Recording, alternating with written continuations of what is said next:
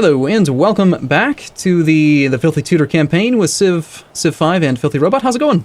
I'm doing well, man. Have another beer. Let's take a look at what we can do with Fred this episode. Okay, well, we have to take a break. He's sleeping. Okay, so this worker has actions, and his job is this. We've already... Yeah, it's really dangerous to go there, though. The barb camp can spawn and steal that unit, and we don't have a unit to cover that. So I don't want to go to that tile, even though it would be great if it was improved. We should probably put the citizen back. Yep, that should be working the iron. Why didn't it... we didn't get an alert that you have unemployed citizens or anything. You'll never get an unemployed citizen alert. Ever. All right. So every tile that we are working right now is improved, improved, improved. Is there an easy way? Okay, don't just say experience. Is there any kind of indicator that these things are improved outside of just knowing what the upgraded things look like? We were going to test this earlier, right? This we were talking about earlier today. So if you back out of this for a second and mouse over one, what does it tell you? It does say that there is mine. It's a mine in there's green. A mine on there, but I was curious. Remember, we were asking. You were wondering about the EUI. EUI was telling you all the things you could do to it. You were wondering what it would look like when you'd already done something to it. It doesn't look like there's much of a difference. This will let you build a quarry. It says there's like ... negative. There's like a dash lined quarry. Where would another mine go? This would be a mine. Yeah. This says dash mine 6, so it would take 6 turns to make. And then this one, notice how mine is in green at the top. There's no dashed line. Because we have a mine already. That's interesting. So there's how you an interface. There's a logic to the interface. Cool. However, I actually have found that this is easier for me to see because there's actually these little circular improvements. And I was hoping that there was something similar to that outside of strategic view. For a while there, I actually played on the strategic map view. But I know I do the same thing with a lot of other games. Like I was playing Civ 3 and I intentionally zoomed it out in such a way that it was a top-down grid game. And it's disgusting. But for me, this is the game. It really depends. Like to the point where I want information. I mean, I think I play pretty zoomed out for everything. I zoom out to max so that I can zoom out in Civ 5, and I zoom out to max I can zoom out in Civ 6 for the exact reason, because the information is super important, and getting that information quickly and cohesively is really important for the game. But I think, again, for me, how do I know there's a mine there? I can see that the tile yield is representative of a mine. In the early game, these are the yields we should be seeing. When we hit chemistry, it will go up again. When we hit, if we hit any of the order text, it will go up again. If we hit Sweden special buildings, it will go up again. But these are the yields that we should see in improved tile. So I'm doing it based on yield. This is one of the reasons why I play on yield, so I can very readily, quickly identify what I've improved and what I haven't. This worker, are you looking for where this worker should go? What I'm thinking right now is that if this is too dangerous, I'm thinking after we're done with settlers, what's the most likely tiles we're going to work, and trying to plan in advance. I would either probably kill the forest so we can do the plantation, or start improving one of these 3 resources. How many turns do we have on calendar? Is it 6 or 7? 6. Okay, so it's going to take 1 turn to move to the silk, 2 turns to chop it. So we could start working it. We could start improving it in 4 turns. We can't start improving it 6. The other thing to do is when we're going to go. It says 3 turns to chop the forest. Why did you say 2? Oh, because it's standard, not quick speed, and I play on quick speed almost always. Yes, on standard it is slower to chop a forest than it is on quick speed. So you just have the number memorized. There's no way of knowing outside of that it's always going to be specific. No, it's probably a base number that is modified by game speed, but it's 2 on quick. Okay. Because like all my games are multiplayer, which are all on quick speed. That's what happens. But the other thing we could do with this worker is not even improve more tiles in the capital. We're going to have tiles in the capital that we're going to regret not having improved when we're done with settlers. But one of the things you can do to really boost a new city is immediately give it a worker. So my temptation is move it to these two move together, the worker across the river. Yeah, at the very either way, it's quicker for this worker to move to the silk, right? That's the quickest way to get to where it's going to go, where the settler's going to go anyways. Well, he could immediately start improving this. Yes, but, I mean, if we're going to bring the worker to where the settler is going, the quickest route is through the silk anyways. Oh, sure. Right, okay. So I see your argument. You want to the silk while we're there. You want to bring him up here so we can improve either the silk there or the gems or whatever, and just get him online with that whatever city. tile we're going to start working with that city, let's improve it soon, because I mean, we talked about this in Civ 6, but perhaps worth rehashing here, which is that on a city that just expanded, right? You have the basic yield the city gives you, which is 2-1 or 2-2, depending on what you settle on. I guess with version 11 of the mod, it'd be 3-1 or 2-2, depending on what you're settled on. And then it also gives you 1 citizen's worth of yields. The citizen that's doing the yields is only going to give you 2 or 3 at the beginning. If you put another improvement on that, he's now giving you 3 or 4 at the beginning, which is a huge difference. So that's a pre-improved tile, but to do that, you basically have to have the worker there on settle. Yeah. Does that sound about right? Okay. Yeah. I want to just quickly switch gears over here, pay attention to Alex, is his name? No, Bismarck.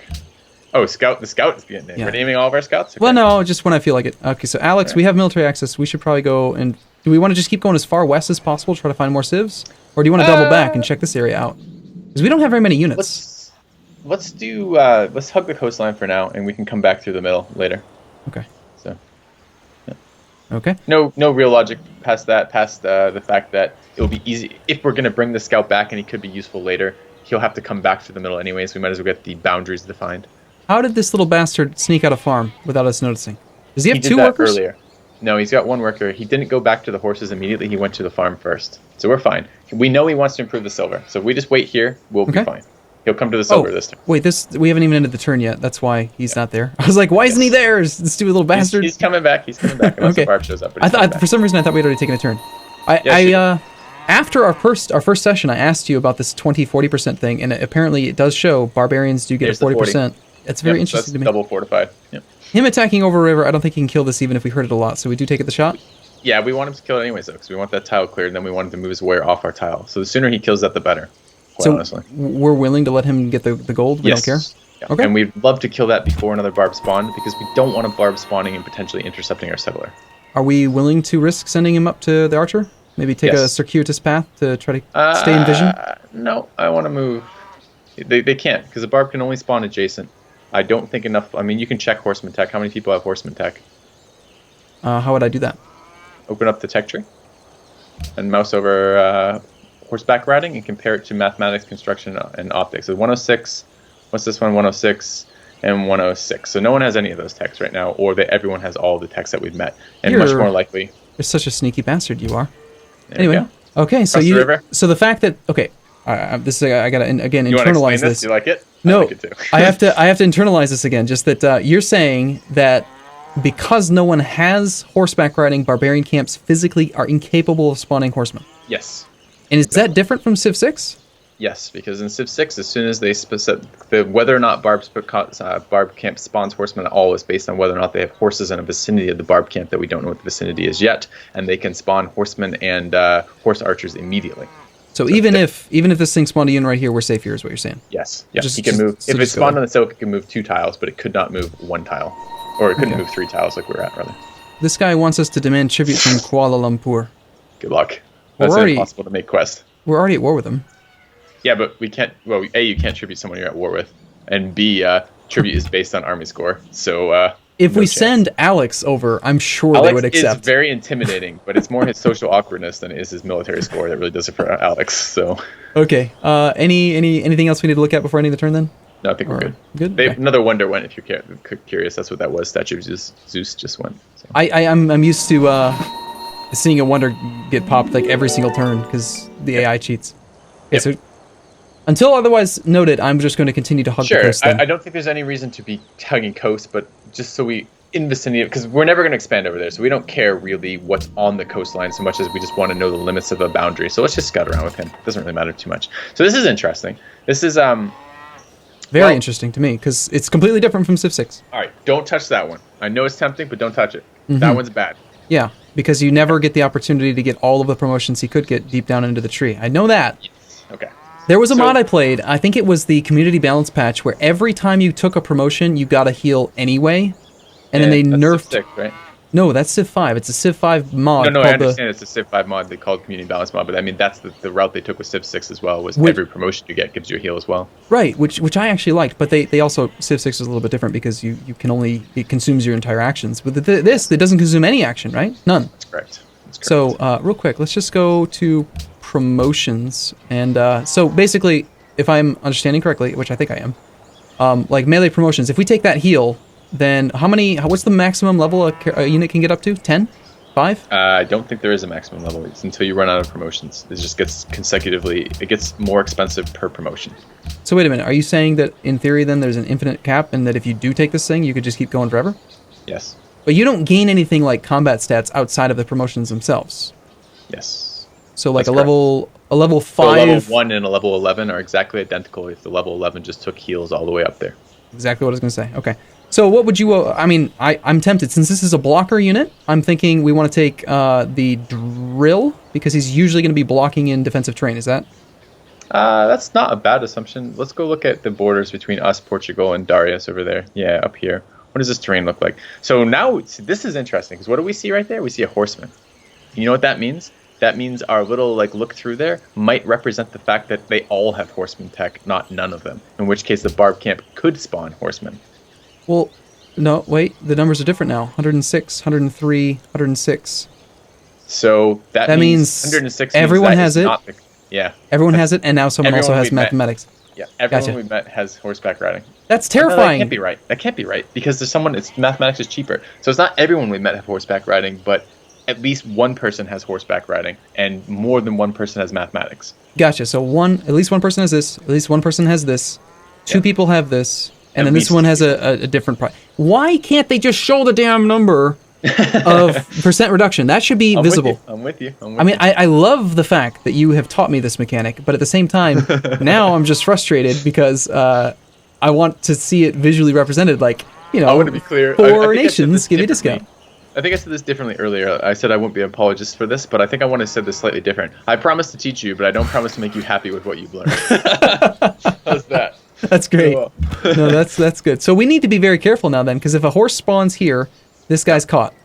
Now, I'm not entirely sure how this works for barb camps, but that barb camp, if you look, did spawn a unit last turn. It spawned that brute, and the brute moved over. I have seen consecutive turn spawns on barbarian camps, but I don't know what causes the speed at which they spawn. I know raging barbarians makes it more likely for them to spawn faster, but I don't know by how much, and I don't know what the limits are on that. So potentially, yes, another barb horseman could spawn. So did we decide we're settling on the archer or on the camp? On the camp is where we wanted before. That's what we talked about this morning. We liked it right here because we wanted, I don't know, because that's what you said before. Okay. I just remember that. The thought process for that is it's further away. Portugal and probably actually Persia are going to bitch and moan when we settle this settler, especially if we settle it where the archer is. And I kind of like where the archer is. It's a nice spot. It picks up both the oases, which are okay in the early game. It's on a hill. It's adjacent to the gems, which is nice. It's closer to the second cattle, which means we'll grow to that faster. The terrain in between us we can purchase later, which are the hills between us and Portugal. It's a nice spot. I kind of like it. Now, the question is, where do we want to do with it? The reason why I'm hesitant to do it is because, unfortunately, that warrior never attacked across the river, so that camp is still intact, and and it's going to be slower for us to expand on that camp. So but we have a decision. This is a hill, though. Yeah. Right, and this is a diagonal between. Can I turn how do you turn the grid on? G? Yeah. So let me just test my knowledge here. If we have a city here, first off, let's just pretend it was an archer. We already know we can attack this. But second off, can't cities attack regardless as long as it's within 2 tiles and it's not like the city could help. The barb, yeah, but the reason why we're rushing to clear the barb camp is we're potentially settling a city there. If we've settled a city somewhere else and it helps us clear the barb camp, that means we've made a different decision. And yeah, we can clear the barb camp there and we can get the gold off that, which is fine. But it means we've changed our city location based on that barb camp, and I'm not sure I want to do that yet. I don't know yet. I'm kind of concerned about having this be the actual target site because we have a lot of fog that we haven't checked yet. And why does, after a while, I'm noticing after a while of having this guy selected, it stops showing the cities. Okay, now I go back and now it's good. But for a second there, I couldn't force it to do it. See? It's not doing it again. Yeah. I have to move off of it and then come back. Magic. Anyway, like all of this fog, like we don't really know what's up there. Like it could be better, it could be good, but like here, we do know pretty much everything. Yep. We also know that is, if you look at the minimum distance you can settle a city from another city, that is as close as we can possibly settle to Portugal. Right. We even have... Which means they are going to be pissy, and we have immediate borders. The greatest thing ever in Civilization 5 in terms of settling compared next to AIs is distance, right? They don't piss them off. If they do declare war on you, they telegraph it for ages by marching units across the expanse. The scariest shit is when it's just suddenly units appear to declare war on you, and you had no forewarning to make any sense of it. So we are at a bit of a decision there. Yeah. Okay. Well, we could go back with one of the other things that I was considering in the past, which was I don't think you're gonna like this, but we could go there and like go here, and then we just kind of make a nice little. I love tight knit grids because I've always loved the ability to like very quickly get roads between cities. Now you're gonna tell me that's a horrible thing. Don't ever do it, right? Roads are great. I am the biggest advocate of roads you will ever find in Civilization 5. This was my number one concern with the summer session was, where are my roads? Like, for Civ 6, I'm like, are you kidding me? So. Well, you haven't told Sam, the worker, to build any roads. So do we even have road tech? Road tech is granary tech, or not granary tech, watermill tech. Do we even have wheel right now? We do. We do. Yeah, oh, we do. We make roads, and Sam's busy. He's complaining. He's like, I want to be a road worker. Anyway. Okay. So let's try to finish this turn. So what I would move the archer 1 tile south, regardless of what you're doing here. South. Yeah, right there. Yep, because I want to move the settler on top of the archer. Okay. Because we're getting too close to the barb camp, and I don't want to lose the settler. I had a question for you. Okay, let's just say it did spawn like a horse, like here. What is the horses have 4 movement, right? Yes. So how does the barbarian move? Does he move a tile at a time and then adjust based on what he sees, or is it just 4 movement right away? Like how would he my find understanding you? Is they just cheat. They just know where all your units are, anyways. Oh yeah, that makes sense. Well, I mean, we're playing on Deity, so. So here's another thing. We can actually clear this camp with the worker if we wanted to this turn. Where did the other guy go? We don't know. Go look at the city-state southeast. Does it have the little flag that means the barbarian's near its borders? Yes. Yep. So he's probably stealing. If I had to guess, I bet you he's stealing a worker from Milan right now. Which is what I bet great. happened. Yes, we could potentially get another worker here for free in a moment. Especially if we settle that city and then move the archer back, we could probably get another worker right away, which would be fantastic. Okay, so while this is flat terrain, we could poke the worker out just to see what we see, and then always bring him back. We waste a turn of construction, but we could get some vision. True. Yeah, sure, do it. What is that? I'm not against that. Okay. We found exactly nothing. Yeah. Sam the worker is a loser. So, well, okay. Let me think about this. So I believe turn order goes, when you finish, it will be city-states next, then it will be barbarians, then it will be all the other AI. So I think that scout cannot clear that camp, which I think is good. How was it again that you checked the turn order? You thought you victory condition. This. So you think that it's next is Bismarck, then? No, I think next is the end of our turn. Then the city-states go. Then the barbarians go. Then all the players go. In which order? This guy or this guy? Is it gonna like roll around? Okay. I think Bismarck is just next. Okay. Okay. So So I'm tempted for the rough terrain versus open terrain argument here. I think rough terrain is fine. We are fighting this camp. We are defending the iron. Let's go rough terrain here and then fortify. I just think it's really funny because we end up going back to what I said like 3 or 4 episodes ago about how I usually just take the thing that's going to help me the most right now. Well, if you look at the positioning where we're considering settle that northern city, it's all rough terrain.